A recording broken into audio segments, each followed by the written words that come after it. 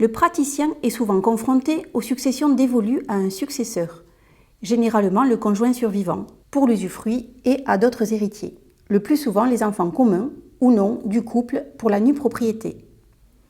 Dans un tel contexte, liquidation civile et fiscale ne coïncident pas nécessairement.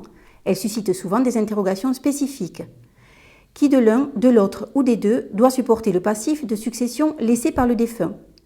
Sur quelle part et dans quelle proportion ce passif doit-il être imputé s'agissant de la liquidation fiscale? C'est cette question qu'a réglée la Cour de cassation avec netteté dans une décision rendue le 2 avril 2025. Ce faisant, la haute juridiction a invalidé un arrêt de cour d'appel qui avait suscité l'approbation de nombreux auteurs et nourri beaucoup d'espoir.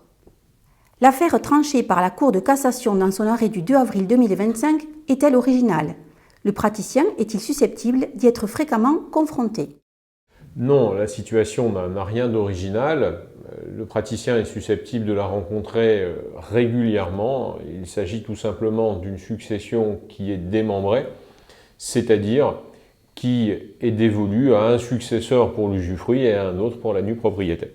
Quel était le contexte? Qui étaient les protagonistes? La succession s'était ouverte en 2014.